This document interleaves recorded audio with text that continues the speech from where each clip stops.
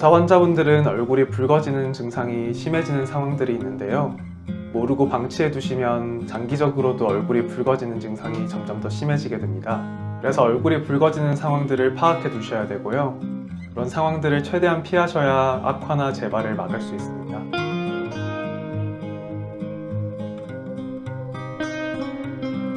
안녕하세요. 피부과 전문의 김도엽입니다.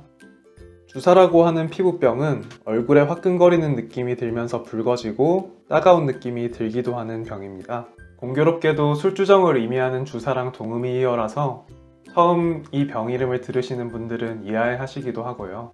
피부가 붉어지는 이유는 피부에 있는 모세혈관이 확장되기 때문인데요. 모세혈관이 확장되면서 그 안에 있는 빨간색 적혈구들이 더 많이 비쳐 보이게 되면서 그렇게 됩니다. 주사가 있으신 분들은 얼굴이 붉어지는 증상이 심해지는 상황들이 있는데요. 이렇게 얼굴이 붉어지는 증상과 염증이 동반되는 상황이 계속 반복되게 되면요. 콜라겐을 분해하는 효소가 활성화되면서 혈관 주변에 있는 콜라겐이 줄어들게 됩니다. 이러면 혈관이 더 늘어나기 쉬워지니까요. 이 상황이 반복될수록 붉어지는 증상이 점점 더 심해지게 됩니다. 그래서 홍조가 있을 때는 우선 염증을 가라앉히기 위해서 빨리 치료를 받으셔야 되고요. 치료 중이나 치료 후에도 주사를 악화시키는 상황들을 최대한 피하셔야 됩니다. 자외선을 쬐면 염증도 유발되고 피부에 있는 콜라겐이나 엘라스틴도 분해되기 때문에 주사가 더 악화되게 됩니다. 그래서 자외선을 최대한 피하셔야 되고요. 자외선 B뿐만이 아니라 자외선 A도 주사를 악화시키기 때문에 둘 다 막아주는 자외선 차단제를 쓰셔야 됩니다.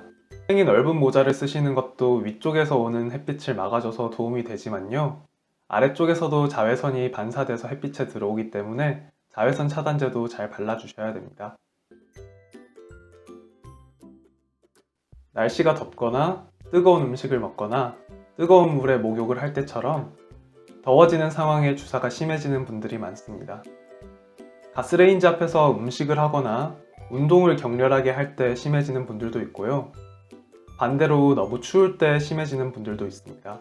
이런 온도 변화 때문에 주사가 심해지는 이유는 TRP 채널이라고 부르는 이온 통로 때문입니다. 온도가 변하면 이 통로들이 열리고 닫히면서요. 신경을 따라서 뇌로 신호를 보내기 때문에 저희가 온도 변화를 느낄 수 있는 건데요. 주사 환자분들은 이 과정 중간에 신경 펩티드도 관여하게 되면서요. 혈관이 확장되고 염증도 유발되면서 홍조가 더 심해지게 됩니다. 그래서 평소에 시원한 환경을 유지하셔야 되는데요. 바람이 세게 불 때도 홍조가 심해질 수 있기 때문에 바람도 피하셔야 됩니다. 뜨거운 음식은 몸이 더워지게 되면서 홍조가 악화되고요.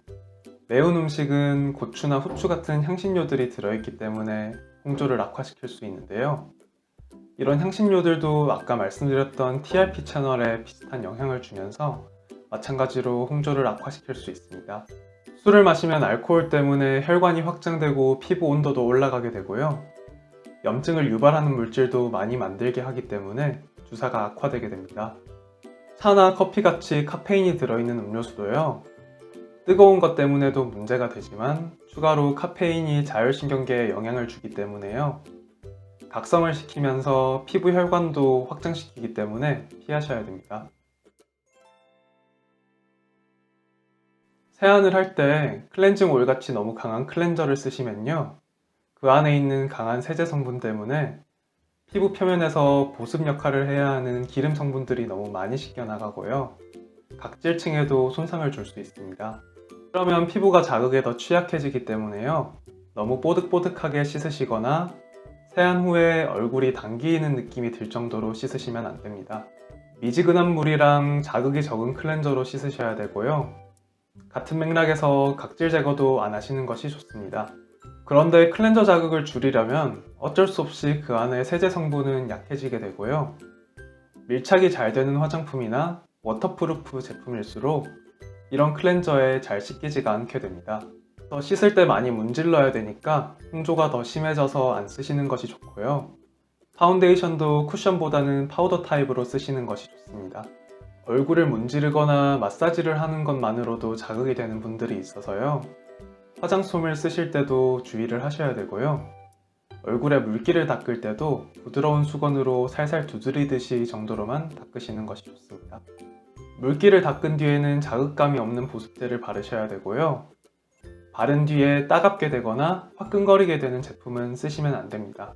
토너나 알코올 성분이 든 제품이나 맨솔같이 화한 느낌을 주는 성분이 들어있으면 피부에 자극이 될 수 있으니까 피하셔야 되고요. 좋은 향을 내려고 넣는 향료 성분이 자극을 일으키는 경우도 있어서요. 향료가 없는 무향료 제품을 쓰시는 것이 좋습니다. 오랫동안 바르시다가 그 부위에 혈관 확장이 생기는 분들도 있는데요. 피부에 염증이 전혀 없는 상태인데도 스테로이드 연고를 오랫동안 바르시다 보면 그런 경우가 있을 수 있습니다. 피부염이 자주 재발하는 부위에는 스테로이드를 간헐적으로 계속 발라야 되는 경우도 있지만요. 그런 꼭 필요한 상황이 아니라면 피부 병변이 없는 곳에는 스테로이드를 보습제처럼 계속 바르시면 안 됩니다. 이런 부작용을 너무 걱정하셔서 스테로이드를 꼭 발라야 되는 상황인데도 안 쓰시려는 분들도 있는데요. 이럴 때는 치료를 하지 않고 염증을 방치해 두는 게 피부에 훨씬 나쁘고 노화를 촉진시키기 때문에요. 너무 걱정하지는 않으셨으면 좋겠습니다. 감정이 격해지거나 스트레스를 받게 되면 뇌에서 자율신경계로 신호를 보내고요. 그러면 얼굴로 가는 혈액이 늘어나면서 얼굴이 붉어지게 됩니다. 그래서 감정을 잘 다스리시는 것도 중요하고요. 환자분들께서는 사회생활 중에 얼굴이 갑자기 붉어지게 될까봐 걱정을 하시고 또 그 걱정이 스트레스로 작용을 해서 얼굴이 또 더 붉어지시게 되는데요. 이런 악순환을 끊기 위해서라도 치료를 받으시는 게 중요합니다.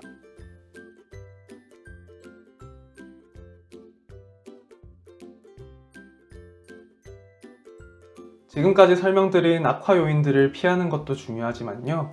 주사가 있을 때는 말씀드린 대로 치료를 빨리 받으셔야 재발이나 악화를 최소화할 수 있으니까요. 증상에 따라서 적절한 바르는 약이나 먹는 약을 통해서 치료를 잘 받으시는 것이 중요합니다.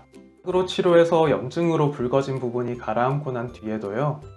자극에 취약하고 잘 확장되는 혈관은 그대로 남아있기 때문에 계속 재발을 할 수 있습니다. 이때는 모세혈관 확장이 안 보일 때까지 치료를 하셔야 재발도 막을 수 있는데요. 아직까지는 레이저 치료를 하셔야만 이런 모세혈관 확장도 줄일 수가 있습니다. 오늘 내용이 주사를 관리하시는 데 도움이 되었으면 하고요. 지금까지 피부과 전문의 김도엽이었습니다. 감사합니다.